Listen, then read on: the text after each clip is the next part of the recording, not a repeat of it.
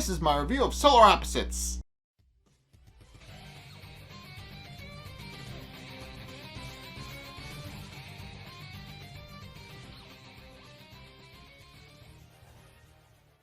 Okay, so in this episode, Korvo, while taking out a piece of busted machinery from the ship, discovers that they updated the homeowners association rules and that one of them is specifically targeted at him and his family, and very upset about the fact that he's being actively targeted, so to speak.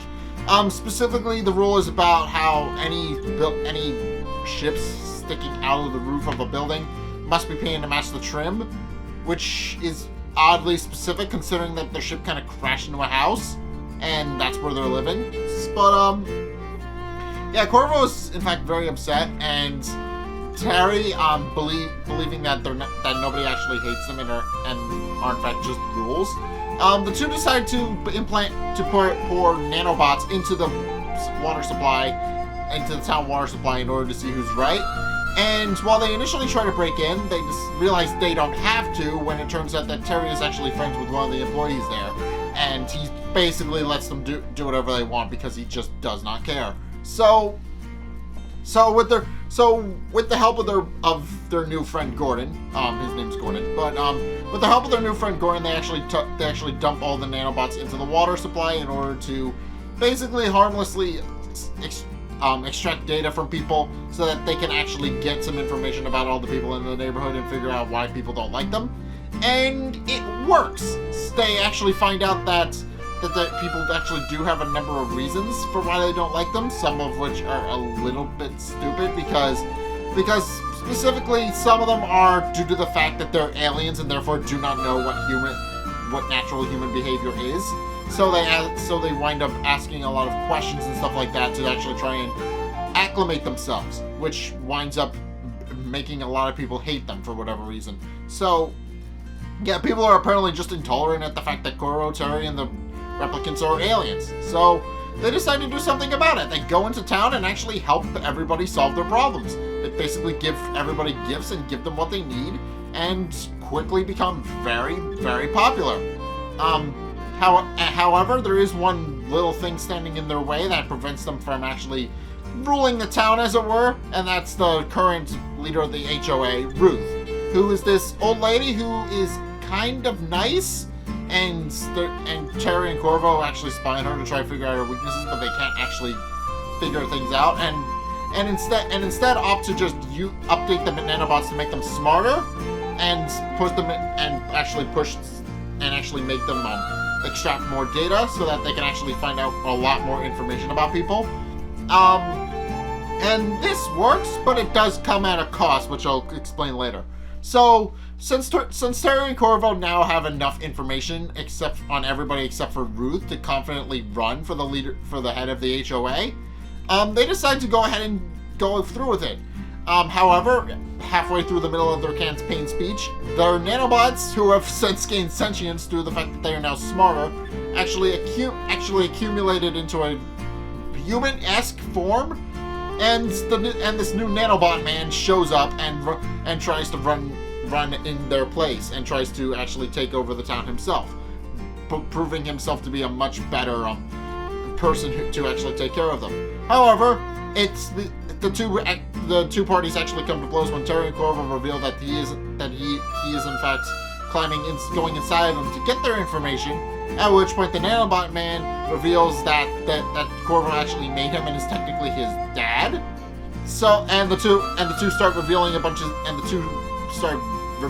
of secrets that people may not want out in the open, which starts a full-on riot with a bunch of problems that just cause people to start fighting one another, as all of their darkest secrets are now left out in the open, thanks to Korvo, Terry, and the nanobot man.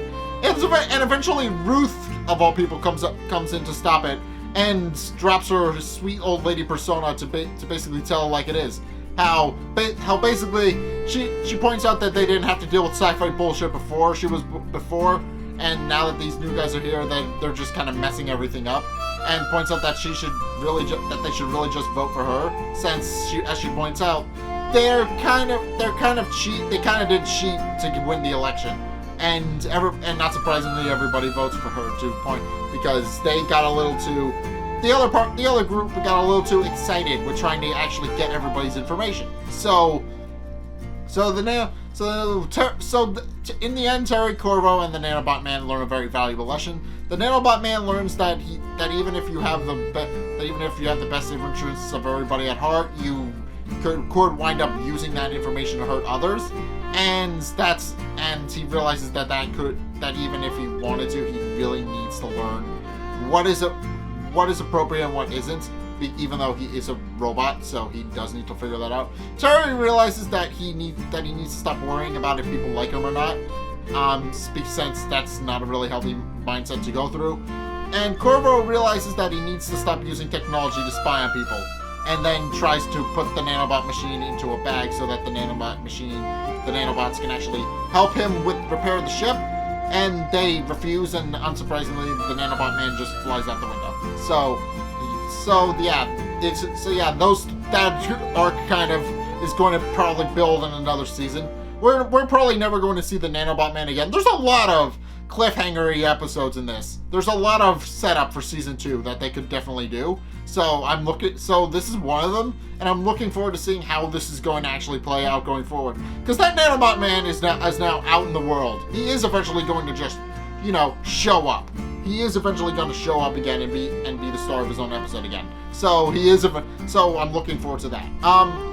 Meanwhile, Jessie, concerned about how many people her brother is putting in the wall, decides to do something about it. Actually using little mind control robots to actually hypnotize all of Yumyulack's enemies, and then hides all of his guns so that he's no longer able to kidnap any people, and basically takes him on a tour through the town to show him that all of his worst enemies keep all of their innermost thoughts bottled up and kind of just hate on him because they have their own problems to deal with.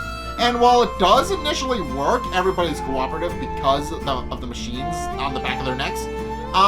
Things go a little out of hand when Yumyulack decides instead not to go to the last location Jessie had planned, but rather go to a giant biker bar, where he tries to befriend the bikers, but it ultimately fails and they get very upset with him. At which point Jessie finally comes clean and reveals to Yumyulack that yes, she did in fact trick him by putting little robots on the back of everybody's neck in order to basically get them to confess their deepest, most feelings, so that Yumyulack can actually see that people aren't as bad as they are, but also admits that some people definitely are, and these biker guys are one of them.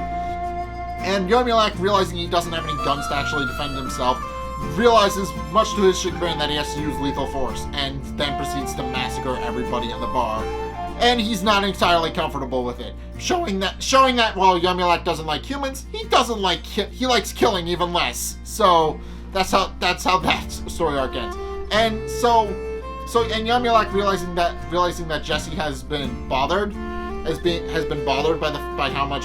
how many people Yumyulack has been putting in the wall, decides that he's going to start being more permanent about who he puts in the wall. I guess he decides he's going to be more analytical and not just acting on emotion and just being like, I'm going to just shove whoever I want in the wall, and because they're not nice to me. No, he's going to actually realize that he does need to actually figure out if they have their own problems to deal with, and actually does decide to actually limit the number of people he's been taking, but not before kidnapping a man named Tim, who becomes important. Remember him? And puts him in the wall, where he's rescued by the janitor from the first episode from a group of bandits. So yeah, remember Tim. He's important. Also, I mentioned this in the You Should Watch video that I made for this series, but I should mention, because it does bear repeating, this is the episode where it happens. Throughout this episode, the pupa breaks into a guy's house, steals some of his blood using a knife, and then 3D prints a copy of his leg so it can steal candy. And Terry and Korvo, throughout the entire episode, are completely confused as to how the poor pupa isn't getting candy, because the pupa isn't allowed to have candy because it makes him sick. So that's where that part of the you should watch comes from. It comes from this episode, and it's a very and it isn't exactly important, but it is worth noting that the pupa actually displays mind powers, which are important. It displays mind powers in this episode, so it's important to note that that's a thing that it can do. So yeah, that's basically it. This episode had an A plot, a B plot. They were both kind of similar to one another because it shows that in both their respective roles. The two sides of the episode are supposed to be about people and how they're how to show that they're not as bad as people might seem. So that's mainly what this episode was. It was about showing that people aren't always, sometimes have their own stuff they're dealing with, and sometimes you just need to listen to what they have to say, because it's very important. Sometimes they just need somebody to vent to. But in any case, that's my review of Solar Opposites. What did you guys think? Let's get a discussion going in the comment section down below, or over on my Discord server, link in the description. Anyway, thank you guys so much for watching. If you enjoyed, be sure to like, comment, and subscribe. Also, be sure to follow me on Facebook and on Twitter in the description below. And also, check out my Patreon in the description below as well. It's only a couple bucks a month. It really helps me out, and you guys get access to a bunch of cool perks that I'm my way saying thanks. So be sure to check those out in the description below as well. But in any case, thank you guys so much for watching. And until next time, I'll see you guys in the next video. Peace!